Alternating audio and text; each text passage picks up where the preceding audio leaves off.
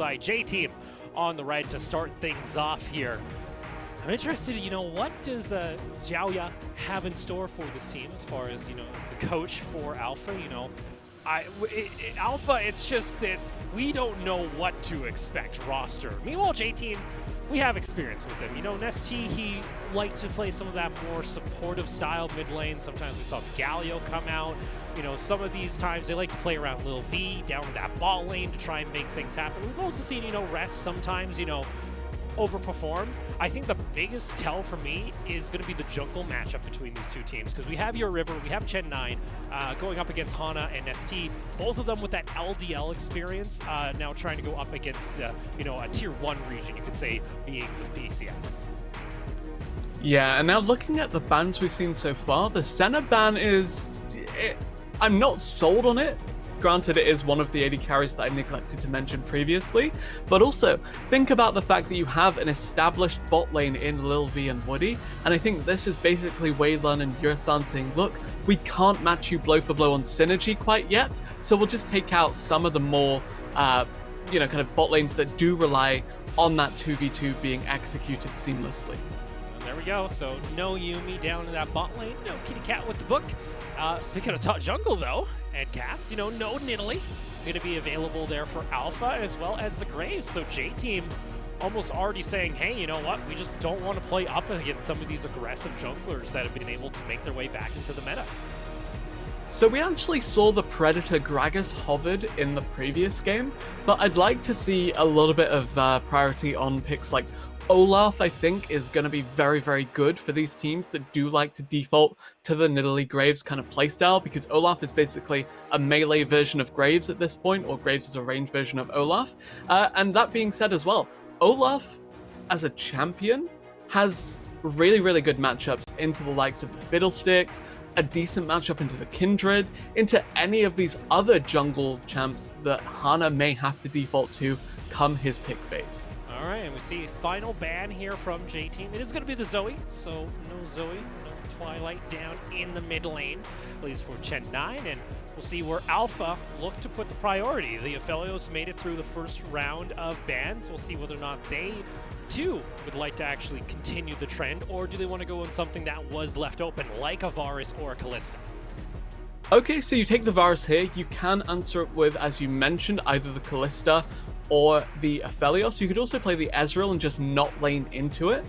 Really intriguing to note as well is that again we see Syndra floating through pick ban quite reliably. Okay. Okay, that was confident lock-in on that Sivir answer. All right, so already in summer we no longer have 100% pick or ban Aphelios in the PCS. Well, okay, maybe they have something up their sleeve. Maybe this is a mid-Varus that we don't know about just yet. But the Sivir lock-in here from J-Team alongside the Trundle, that is not what I expected to see in their first game back in the PCS. So this is a bit of a callback to our previous game where we saw the Poke comp, the Siege comp of the Nidalee Jace, and we said that you answer the Nidalee and the Jace by just hard engaging on this Poke comp time and time again. And Sivir, the AoE move speed to everyone, the safe laning phase, all about these mid-game hard engages, these big team fights, and once you get on top of the lethality Varus, he can't play the game anymore. All right, so Lee Sin, though, seems like the spirit of Catjug lives on within Alpha, as it's going to get locked in here, likely for your River in the jungle, alongside the Thresh down in the bot lane for your son. Yeah, your son playing Thresh. So proud of him, but I don't know how long we'll run with that. But it's hey, going to get old pretty quick here. Very, very good lane. Very, very, very strong, very safe. Kind of hard to punch the Sivir because she just spell shields the hook. But at the same time, you can have a lot of pressure early to allow your River to invade on that bottom half of the map. Now, like I did mention though, Nesty falling back onto something we saw on him back in the spring split is, of course, this Galio coming once again into the mid lane. We're already kind of seeing a stack here where it's like, all right, we're going to try and buff up one big carry, or maybe, throw this Trundle, speed him up, try and get him into the back line, cause havoc. That might be the answer here. As next round of bans come through, no Kassadin for J-Team, and no Wukong, it seems to be on the side of Alpha. Do you think these teams have scrimmed, or do you think they've just like pulled up Chen9's match history from the LDL and they're just banning champions that he's played in a row? Like, possibly here. Like, that might be... I don't know what the equivalent is. I think there probably is an equivalent. That's the issue. When you have 20 servers over in China, you know, which server do you look up his play history on is the big question. But yeah, LeBlanc also. So that is 3 mid bans and 2 jungle bans. You see, J-Team, they put a lot of respect to the LDL imports coming in on Alpha. Yeah, and super intriguing is that we see this, the Zoe, the LeBlanc, both of those banned. Syndra still open, and Syndra is considered the strongest of that trinity because of her ability to be flexed towards the bottom lane. But with both these teams having a marksman, it means that the Syndra is open and available to be picked if Chen9 does want to take it. But Galio does make that matchup a little bit more spooky for the debut of this mid laner of Alpha. Oh, but here we go. You mentioned that Nautilus maybe having some difficulty for J-Team back in spring. Well, it looks like Woody, he says, I shall defy fate and history itself as they lock in the Nautilus for the bot side of J-Team. So Nautilus is, you know, again, very good at getting hard engage onto this Varus, as we mentioned. But as well as that, when we saw Thresh locked in the previous game, you know, this is my point of reference now, the only game that we've seen so far, I said in Champ Select, you want to see the Blitz or the Nautilus into the Thresh, just because the answer to the Thresh is picking a champion with a better hook. And Nautilus is, of course, not Woody's most proficient champ, but it is more hard engage and more hooks for Alpha to deal with. Well, I see here for Bush, it is going to be the Mordekaiser getting locked in, likely now toward the top side of the map. We could see that also possibly flexed into the mid lane. Hell, you could even see that Aatrox too. So that's going to be 2 melees now being shown here on the side of Alpha. And that's just a lot of just upfront fighters coming out here. 3 skirmishers when it comes to these team fights. I do kind of like it because Sivir is notoriously short range, plus, of course, Galio being a melee.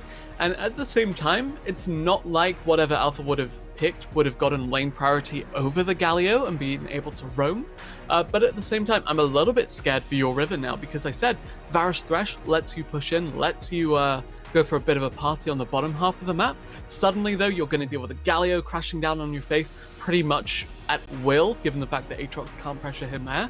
And yeah, Alpha, they've got a good comp for skirmishing for fighting, but they'll never take an even-numbered skirmish if J-Team have anything to say about it.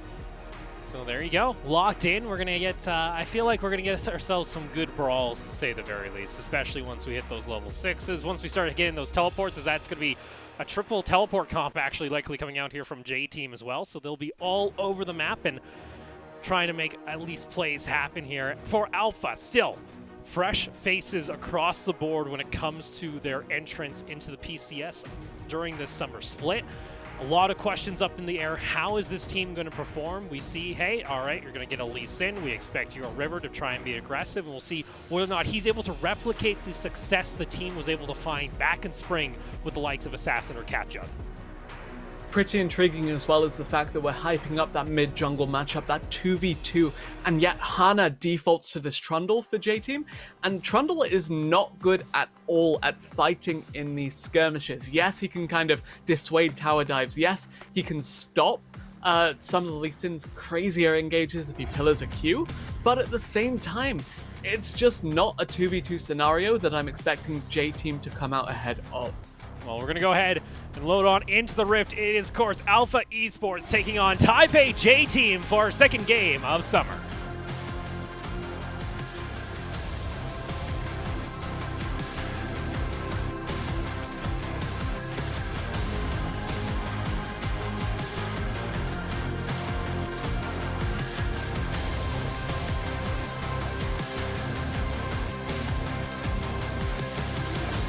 Welcome to Summoner's Rift.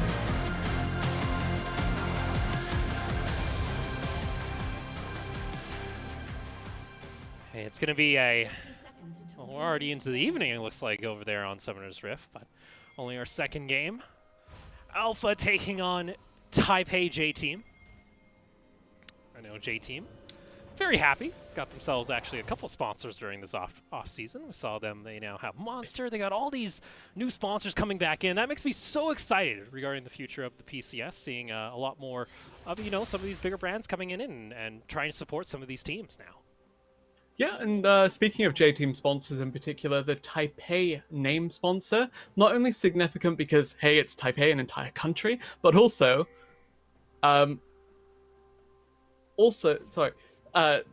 also, you have the fact that Taipei just call back to the Taipei Assassins when this team did rebrand. When Taipei Assassins did win the Season 2 World Championships, it's really, really, really cool to see that that backing again.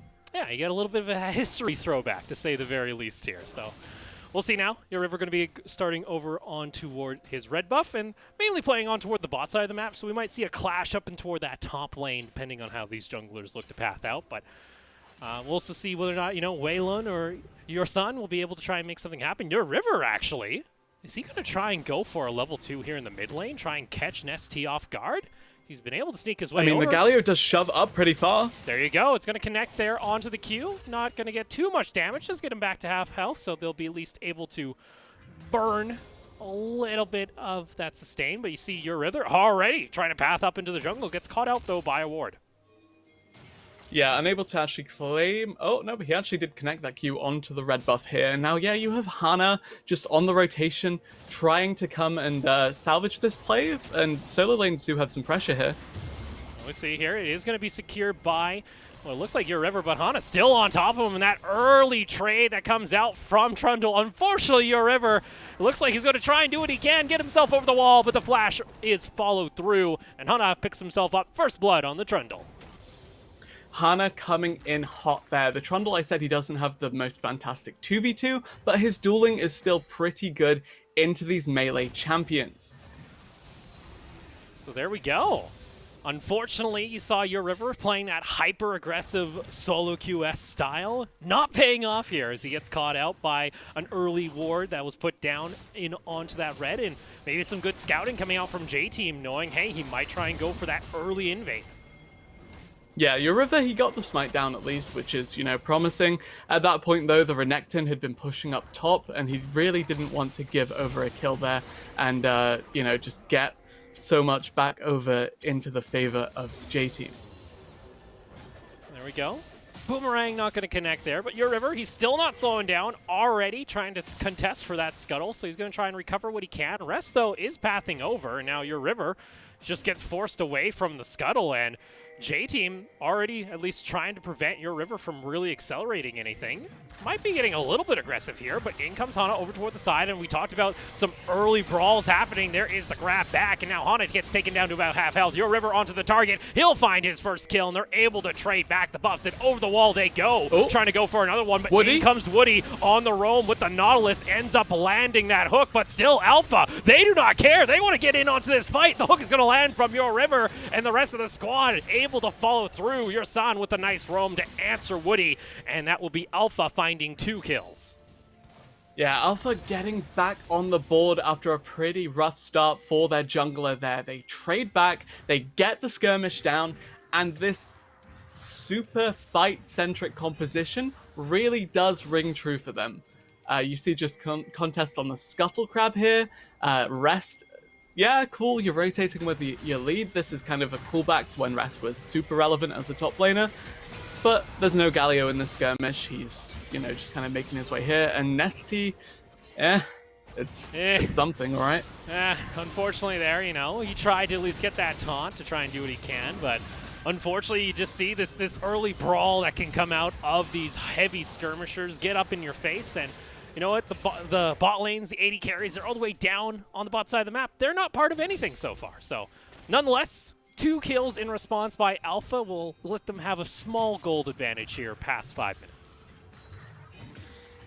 Yeah, Alpha now on the board as a whole. I'm still not entirely sold on this, largely because back in the days of the Mordekaiser rework first coming into prominence, we referred to him as the AP Aatrox. Yes, they have good skirmishing. Yes, they have, competent split pushing, But at the same time, when it comes down to this team fighting, it's still, a bit shaky. So if J-Team can get it to, a late game, maybe then we'll see Alpha actually, start to falter.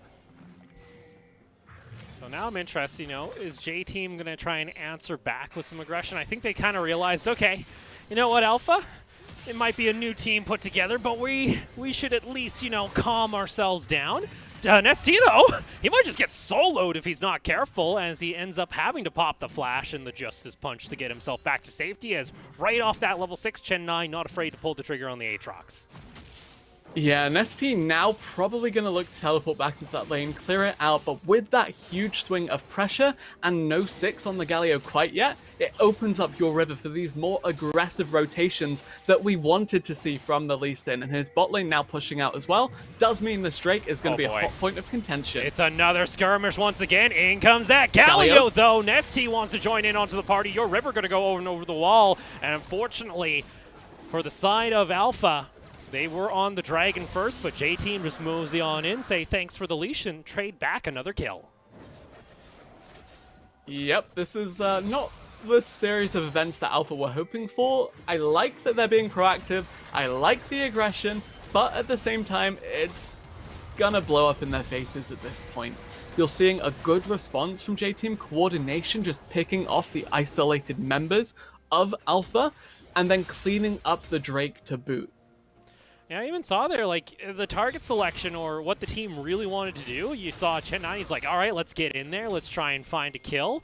And your river, he's still tanking, the dragon, and it is an Ocean Drake. It's not actually a great Drake to fight, especially early on, because he gets slowed down by those autos that come out from the dragon. So he was at half health and had to smite just to live, and then ended up safeguarding. And the rest of the team was like, you know what, let's just disengage. Chen9's still like, I can probably kill this Trundle if you give me the opportunity. Watch and learn.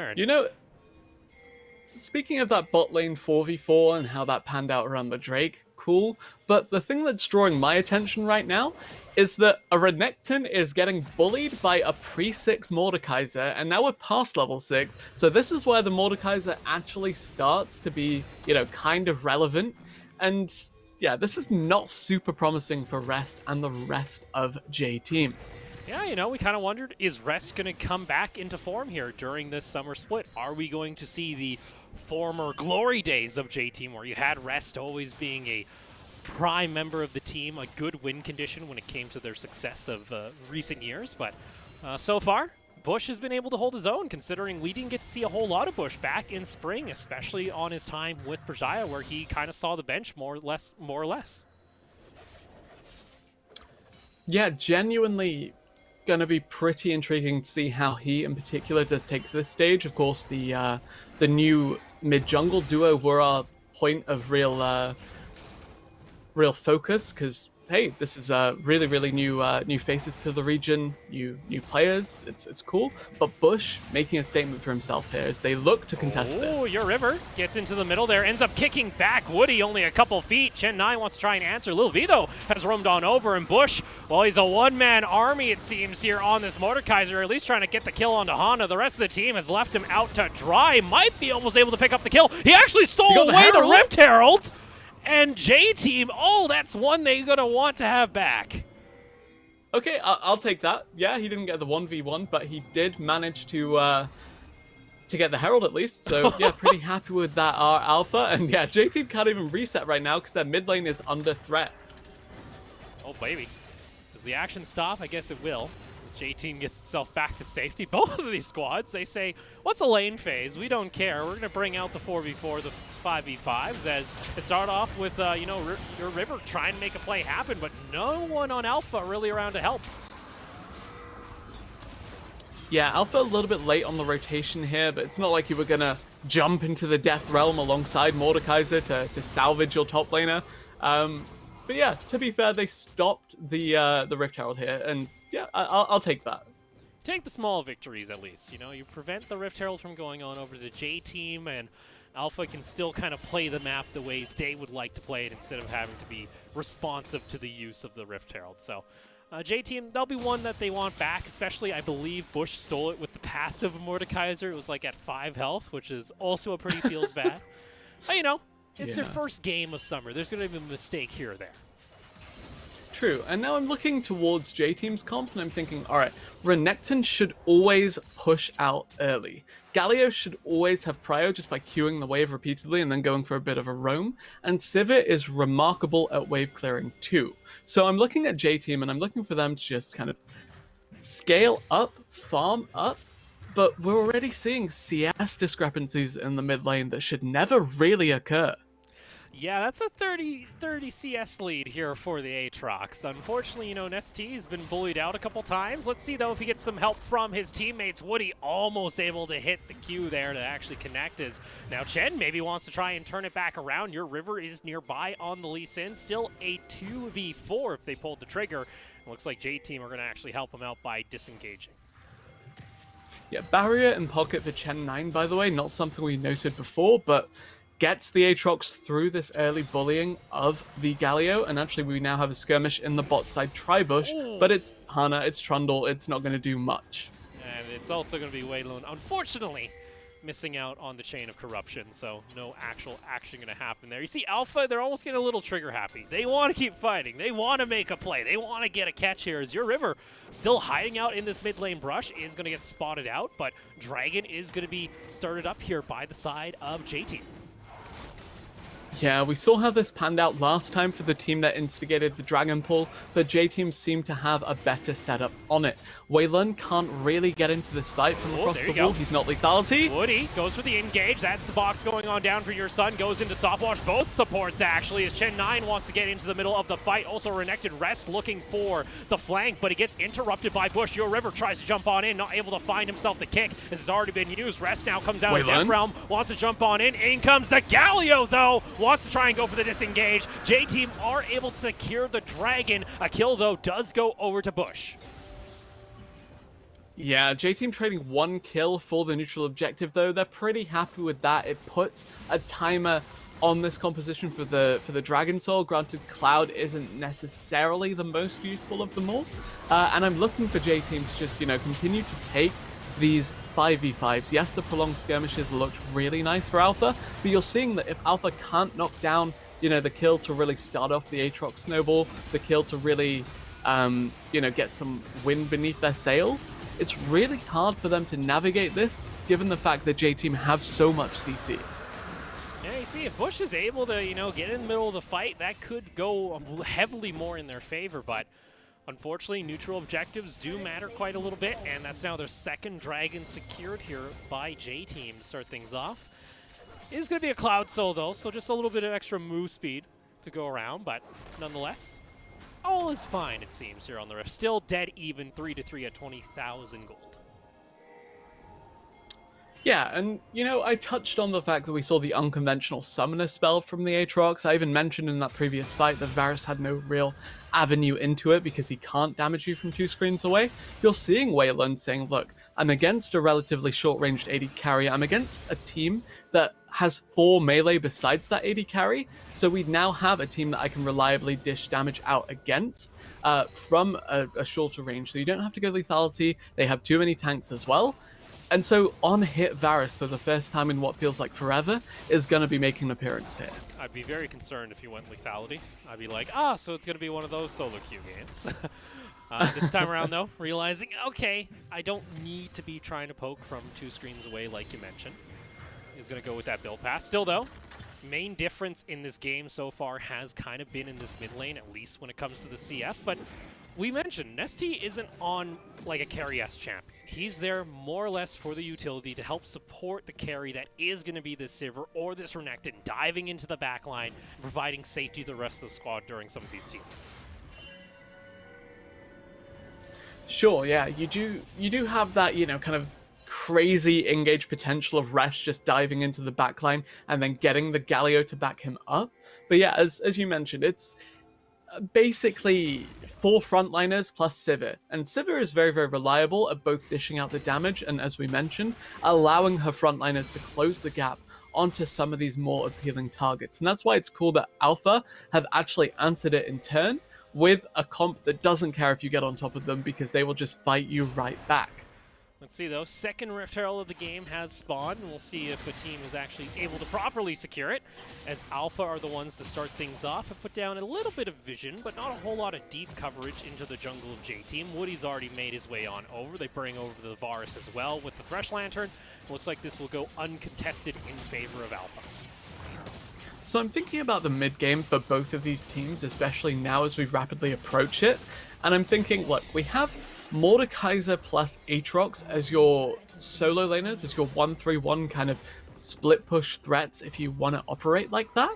But then I also look at Galio and I think, alright, we have Sivir for the on-demand wave clear plus hard engage if we want to look for it, plus a Galio that can float between the lanes and back up the Renekton or back up that shoving mid if need be. And that does put a lot of pressure on Alpha to either pick their 1-3-1 really wisely or just opt into 5v5s that are maybe kind of a coin flip just based on how these compositions do match up into each other.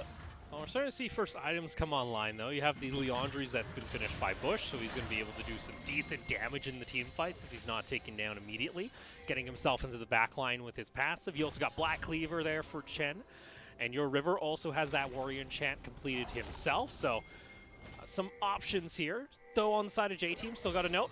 Got that Proto Belt for the Galio for Nesty to get in there, as well as the first crit item online for this Sivir. It's not a huge spike, but it is a significant enough one that you have to really, think about what's available to J-Team right now. The fact is that Leandres for the Mord, Black Cleaver for the Aatrox, Blade for the on-hit Varus, these are all really, really significant single item spikes that maybe J-Team are a little bit more apprehensive about taking a fight for the next couple of minutes. Well, call here though from Alpha. They say, alright, well, we might have given up the first brick gold down in the bot lane. We're going to at least try and get some back here in mid as Shelly's going to be popped in. Able to get some decent damage, but not able to take down the tower completely. It did give them prio though in the mid lane that allows them to rotate and try and get control over the Baron pit. Yeah, really, really aggressive kind of push there coming through from Alpha, but not too much they can do to actually follow it up, because if you push up to contest that mid lane tier 1, you leave yourself open to a flank from the Galio, but oh, Lil V, you got a little bit too far forward. You are not the frontliner of this comp. Yeah, unfortunately has to pop on the hunt, so not going to have that ultimate for this ensuing team fight. Love having that move speed. They do have the Scuttle Crab though, so if they're fighting in around the pit, that might go in their favor. In comes that Galio ultimate though, and it's a bouncy castle on the side of Alpha. Yersan though, able to find the kill. They do trade one back though as the Lee Sin's taken down. Without Bush. that, that's not going to be any pressure. Bush gets taken down. Both hooks land on each support. They're both able to at least get some damage, but now Lil V is going to be the target. He gets himself the double kill as Waylon ends up falling, and over the wall Woody goes. They say, let's make it a triple kill for the Sivir. Trundle is so annoying to deal with, and you're seeing there the huge amount of focus from Bush, from Chen 9, and while Hana's just trolling around, sustaining through everything, the rest of Alpha are knocked down by JT. What? All right, Lil V. Gets himself a That's triple. a shutdown, too. A lot of gold. That's a lot of gold. Hey, it's the bigger brain play. You give that shutdown gold over to the Thresh instead of the Varus, and you get a quick back off. Not a bad deal. He's still dead for 20 seconds. I don't know what happened at that mid lane, but nonetheless, let's go ahead and take a look back toward the dragon fight here, where it starts off with the hook coming out from the Thresh. Yeah, the Trundle running a huge amount of interference was insane to see, but also just, consider the fact that On the Hunt was off the table, as you mentioned before, we saw it pop mid. J-Team really should not have won this fight, but Chen 9 just had, I don't know, troll in his eyes for some reason. Got pillared between the wall and the terrain as well. Just really, really brutal series of events for this Aatrox to have to deal with. So and then, I want to see this mid lane play. Does Lil V just walk up under and tower? Oh! The W gave him tower aggro. The W bounced off a minion, gave him tower aggro, and then, the hook came through. No spell shield to be found. I mean, your son played that very well. You can be very proud of him, but small mistakes, though. Maybe small a little mistakes. lacking. Some small mistakes that could end up costing you a little bit. Luckily, like you mentioned, though, the bounty did go on to the support, so not end of the world. At least that 800 gold didn't go elsewhere, but Now you got to consider this Sivir. Now at that 50% crit chance mark, that Ricochet is going to start doing a lot of DPS during these extended team fights if no one's able to get on top of it. Yeah, now we're looking for the Baron to be a hot point of contention for both of these teams. You have J-Team now looking to pick on Chen9, who's a bit far forward. He's going to at least try and pop the ultimate to get himself back to safety. On the hunt was used by Lil V. But looks like that is just going to be the end here. Baron has joined us onto the Rift here for our second game. It is about a 2,000 gold lead for J-Team. And are looking toward... Yeah, they're looking toward mid. They were playing the side lanes. You could play side lane with Galio like that if you wanted to, but it's a little bit shaky when, you know, you have the rest of your team top and your Galio bot, because the Galio, of course, can't ult cross map. It's about half the map, to be fair, but it's not a good enough position for Nesty to actually influence these fights without having to commit the teleport himself. Well, still has that teleport available at least. Meanwhile, top lane, Rest not afraid to pop the ultimate now as he's feeling pretty confident up against this Aatrox, which unfortunately Chen has still yet to actually find himself his first kill in the game. Which, as an Aatrox right now, you're at 21 minutes, sitting 0, 2, and 4. Not a very pretty situation to be in. Still working toward your second item. And this push is just going to be relentless on the side of J-Team if Alpha is not able to deal with this Sivir. Yeah, J-Team now shoving up for some semblance of priority here. They can then look towards that Cloud in 2 minutes, get the Soul.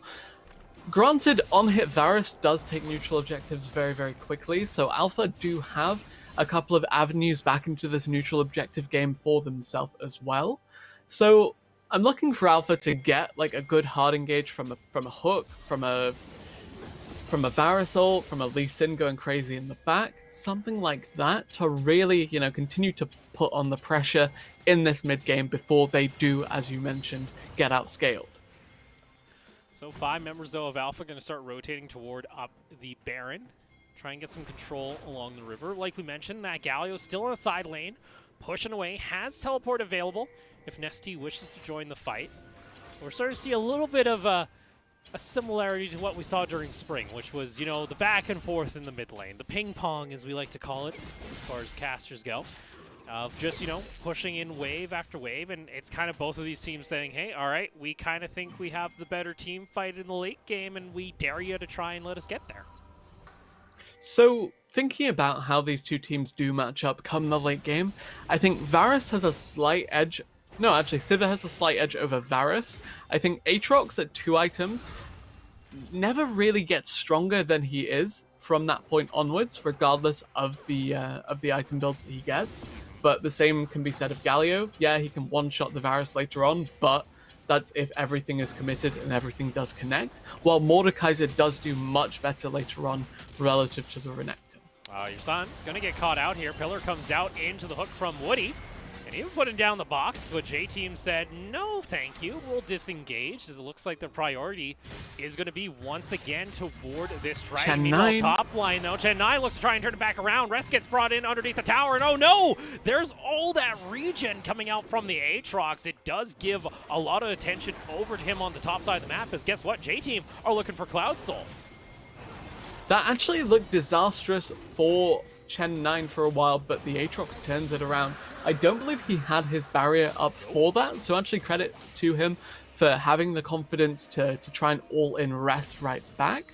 And yeah, J-Team, that top lane trade could have gone a bit better, but the free Cloud Drake and the free Cloud Soul going to be something they're pretty happy with overall. Yeah, it gives them some extra move speed on top of the move speed they always going to have. Teleport, though, coming out. Who's it going to be? It's going to be Nesty, maybe looking for a flank play here, but instead opts to just push in the top side of the map to try and give J-Team some priority to get some vision back onto the Baron.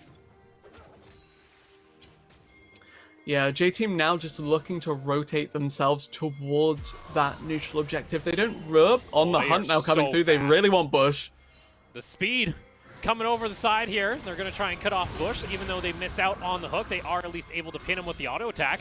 That ultimate, though, provides so much time for the side of Alpha to try and answer back on these plays. Woody gets taken down low, is going to get taken on down. Wei Lun with a flash on the chain of corruption. Gen 9, though, going to come over the wall if he wants to try and make a play on the Aatrox into that backline. Lil V able to find himself the kill. They do trade back, though, the one back on toward Woody, but Rest is able to find another one, and Alpha, they lose 2 members. Are they able to trade back another? No, they end up losing 1, maybe 2, make it the whole team possibly here, as the Renekton is going to get the easy stun here in a quick second, and like that, it's the ace for J-Team. Yeah, huge commit there from the side of J-Team, but they get what they needed to do. You're laughing at the, I'm laughing at the flash to finish off a Thresh who was largely harmless, if I'm honest, but hey, it's a commitment, it's a big one, but it's gonna pay dividends. They're gonna claim this Baron after they claim that ace, and J-Team are on the track towards victory. And for J-Team too, picking up a Baron buff helps them out quite a bit, because like we've mentioned, it's pretty low range on both sides of the map, but having that Baron buff now helps provide you some siege opportunity to try and knock down some towers now of Alpha. And suddenly the attempted 1-3-1 from Bush and Chen 9 on the Maud and Aatrox respectively becomes a lot more difficult to navigate. Cool sidestep from Bush. Yeah, he drags Woody into the death realm. They're unable to actually kill the Nautilus, by the way, though. So it's a little bit, you know, shaky. It's good that the Maud survived for that long. And it looked like a good fight for Alpha. Chen 9 never really found his way in until a little bit later, though. And then, yeah, Rest manages to pick up Wei Lun, who tanked so much damage in, like, just a couple of seconds there. And, yeah, J-Team, once you get 1 kill, you get, like, 10 more to follow, let's be real. That's just kind of how it goes here. And like you mentioned, Misty flashing forward, wants to pick up the kill. And they rotate that over into a Baron, and now we sit at a 7,000 gold lead here for J-Team before 30 minutes. And looking to start knocking down towers of Alpha and accelerate this gold lead even further. This is the first Sivir I've seen in a while, and this is the first Sivir I've seen with Death's Dance. Oh my. Yeah. Rest doesn't care if he's in the death realm. He says, thank you. You brought me to the realm that's going to put you here. As he gets himself He takes Mordekaiser for a Death's Dance. Yeah, exactly. Like you mentioned, though, Death Dance, though, is picked up by Lil V. It's been a while since I've seen competitive Sivir, so you know what? Death Dance on all your marksmen. It doesn't matter. We take those. The fact that you can build it on Ezreal, who deals largely magic damage, and still be, like, insane, is probably a good indication that it is good on pretty much every marksman. Meanwhile, though, multi-lanes getting pushed in here by J-Team, and it doesn't look like Alpha can really answer in any of them, because like we mentioned, both teams are relatively short-ranged, and with the Baron buff, it just allows them to siege in. They're committing 2 people actually up toward top lane as they now lose out on the inhibitor tower, and likely now the inhibitor bot. J-Team now pushing in on all fronts, pretty much, and yeah, playing 3 lanes is a little overconfident, you could say, yeah. But when it's working out so swimmingly, why would you not? There you go. That's going to be the second inhibitor, and J-Team take every single inhibitor without losing a single member or finding a single member of Alpha. Hook is going to land, and there you go. There's your call. All 3 inhibitors down. That was the go signal, it seemed here, as they now look for the dives. Wei Lun trying to at least kite back on the Varus. He'll get taken down, though, quite shortly. In comes the hero's entrance. It's a quadra kill for Lil V, and it's going to be the ace coming through as J-Team dominating victory over Alpha in their first game of the summer split. And the early game looked a little bit shaky for J-Team, but once that Sivir came online, once Lil V started throwing out those boomerangs left and right, you saw the marksman from J-Team really pick up the pace. Yeah. Unfortunately, you know, Alpha kind of seemed the game plan was, okay, maybe we can find ourselves some skirmishes in the early game and snowball lead out of there. But unfortunately, once you're not able to do that, once you're not able to get a kill or 2 and you end up having an Aatrox go 0-2 in lane against, there's not a whole lot you can really do. Kinda. Not really. It was still nice to see a little bit of innovation from an Alpha squad that we had 0 expectations for across the board. But at the same time, yeah, that really could have gone a little bit better for them past the 10-minute mark. Yeah, and for J Team, I don't know necessarily if we found, their win condition just yet. Lil V ends up getting a triple into a quadra. Now, to be fair, he did also die to a thresh shot under tower at the mid part of the game. So, mistakes here, but overall having a good performance on that Sivir for the first showing here in the PCS. Yeah, Lil V being that consistent carry there, really facilitated by the utility picks in that mid-jungle duo. And we said, let's see how these mid-jungle duos between the two teams match up. Instead, J-Team say, no, we won't play that game. We'll play supportive through and through. Trundle Galio, about as utility-centric as it comes. No supreme display of mechanics. Instead, just facilitating the rest of the squad. Yeah, and unfortunately, I think for Alpha, it kind of showed here that maybe coordination just isn't up to par where it needs to be in order to take on a team like J-Team, especially the early part of that game. I could have sworn it was a solo queue game on blue side. Yeah, a little bit shaky in terms of being on the same page here. Just a lot of split focus, a lot of split calls. You have Chen9 maybe fishing for a re-entry into the fight. Hana here just went crazy, sustained with the Trundle passive after the Death Realm, led the Aatrox on a bit of a chase, pillared him between the terrain and the pillar, and yeah, just really made Chen9's team fight hopes a complete nightmare. And there you go, so post-game breakdown. 7-18 in favor of J-Team as they open up their summer split with a victory over Alpha. And a good start for this team, especially when we said, hey, you know what? They only barely scraped into playoffs in the previous split. Now they get to open up against a organization that did give them trouble back in spring. Arguably, though, I want to say that Alpha, though it's the same name, I say it's a completely new team, obviously, because this is the first time we're even seeing this roster played. I mean, these are two teams that we had considered to be maybe dark horses for contending for top 4, maybe. So the fact that they kind of looked even for a good chunk of the game at least, before, Civic Comp came online and just started rolling team fights, is pretty promising for the middle of the pack of the rest of the PCS. So then, question is going to be, obviously, who are we going to give over our MVP? I think if you get a triple and a quadra kill, even if you have that one mistake, it's still going to be Lil V on that Sivir. Yeah, solo dying to the Thresher side, that was a masterclass, and we're seeing teams with these relatively unique answers to the power pick that is the Varus in the bot lane. Yeah, getting a little innovative. I don't know if I want to see more Sivir in the meta, because usually that just screams, all right, it's time for some 50-minute farm games. We fall behind, and then I slowly start to cry. It gives me, visions back to some of the old, SKT versus Jin Air games you used to see back in the day, go for 70 minutes at a time. But nonetheless, a victory here is always nice to see on the side of J-Team as they open up their summer. And Lil V, I'd say, you know what, did his job, did what he needed to do. And I felt like that draft was just, overall, just felt better for J-Team since the beginning. Yeah, 100%. Just, I think that the Nova comp did have a lot of pluses to it, but whatever upsides it had were kind of nullified by their aggression blowing up in their face. We're going to go for an interview with Lil V as well as Patty, our translator. Congratulations on winning your first win after rebranding to Taipei J-Team. So what kind of preparation did you guys do during the off season?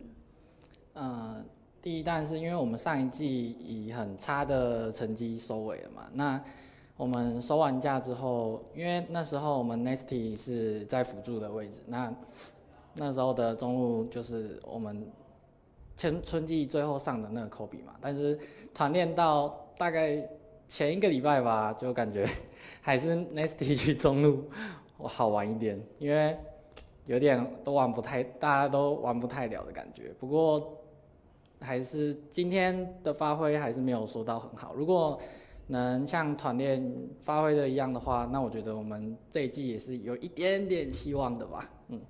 So Nasty played our bot lane last season, and we didn't do very well last season, so we thought that maybe he's still better at playing mid lane, so we changed that this season, and we did okay today, but it didn't really perform as we wish, as in our scrims, but so if we do that, I think we can perform even better. 好，那小 P 想再问你一下，就是因为你这场其实西维后面的战绩非常好嘛，但是不过在比赛中段的时候，怎么会突然有一波3连杀之后在中塔被射野系杀到呢？ So you did really well on your Sivir today, but in the mid game, after you got 3 kills, you got shot down by Thresh. So what happened there? 不是那个对面的下路双人线是新人啊，不要，我怕我那个如果到最后都没死过，他们会觉得他们是不是有点差，我就变那样了，不小心死掉了。So their bot lane are all like newbies, so I need to give them a chance. So if I win them and they lose, then it's pretty bad for them. So I have to give them a chance. 我感受到了暖男小 V， 我感到是气氛大师。好的，我们谢谢小 V， 也恭喜台北正在队拿下比赛，那祝你们下一场也可以继续旗开得胜了。那确实看到了小 V 是给予新人一点信心的加持。As you guys heard, you know, Lil V, some words, some fighting words coming out there. He said, I had to give them a chance, all right? I got a quadra, I got a triple. I had to give some money on over. Yeah, definitely some confidence there coming out from him. Good that he's recovered from his mistake, and actually credit it to him for not being shaken by that come the mid game, come the late game. Just showed up time and time again on this Civet. Yeah, I think he can be pretty happy with the victory overall. But for now, we're going to go ahead and take a short break. When we come back, though, it's going to be more action from the PCS, so stick around.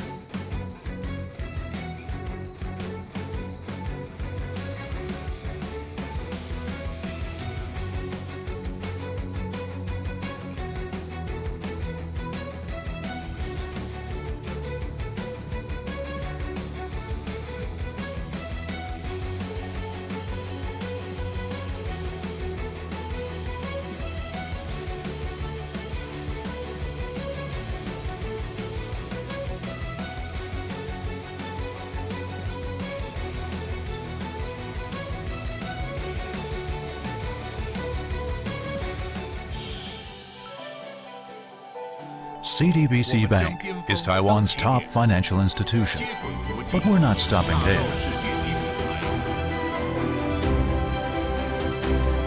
We're crafting an international brand and already have over 260 outlets in 14 countries.